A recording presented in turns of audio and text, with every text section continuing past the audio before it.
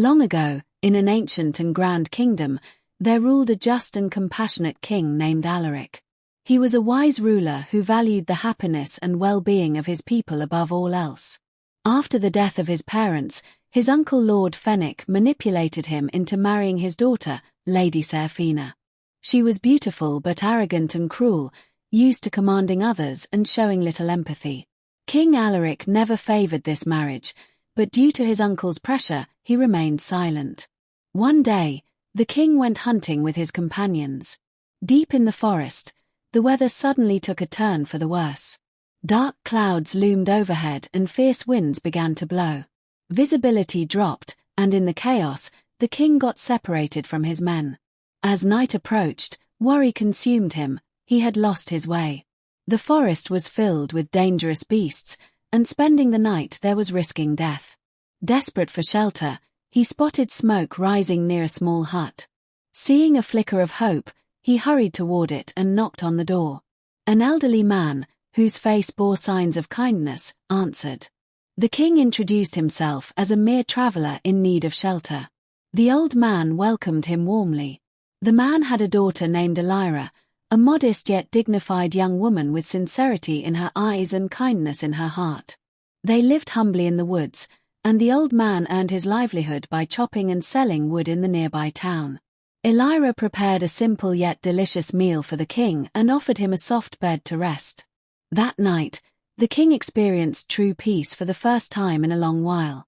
The next morning, the woodcutter and his daughter saw the king off with smiles. But Elira's warmth and humility had left a lasting impression on King Alaric. Upon returning to the palace, he found himself constantly thinking of her genuine hospitality. Comparing it to Lady Seraphina's pride and selfishness made his heart grow heavier. Eventually, Alaric decided to break off his engagement to Seraphina and declared his wish to marry Elira, the woodcutter's daughter. He personally visited their home and proposed. Overjoyed, the old man and Elira accepted. The two were married soon after. This decision deeply enraged Lord Fenwick and Seraphina. They began plotting revenge. A few years later, the royal couple was blessed with triplets daughters, and the entire kingdom celebrated. However, Elira could not bear more children.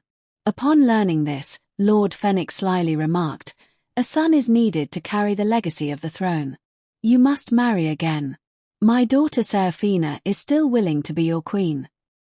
The king, now visibly angry, replied, "My daughters are the pride of my kingdom. I need no other heir." Lord Fenwick fell silent, though his eyes burned with wicked intent. Realizing Alaric would never marry again, Fenwick conspired with the royal vizier, bribing him into cooperation. While the king was away on a diplomatic mission, they plotted to eliminate Elira. The vizier purchased a deadly snake from a local charmer, one whose bite had no cure. As planned, the vizier released the snake into the queen's chambers. But by chance, Elira was away visiting her father. That day, Seraphina had snuck into the palace wearing the queen's robes, imagining herself as queen. Mistaking her for Elira, the snake bit her. Her screams echoed through the palace, and she died within moments. When King Alaric returned, an investigation revealed the truth. Consumed by grief and guilt, Lord Fenwick lost his mind. The vizier was sentenced to life imprisonment for treason. After that, the king and queen Elira continued their life in peace, raising their daughters with love and wisdom. Under their rule, the kingdom prospered, and justice and harmony prevailed. King Alaric had proven that true leadership is not inherited, but earned through character and principles.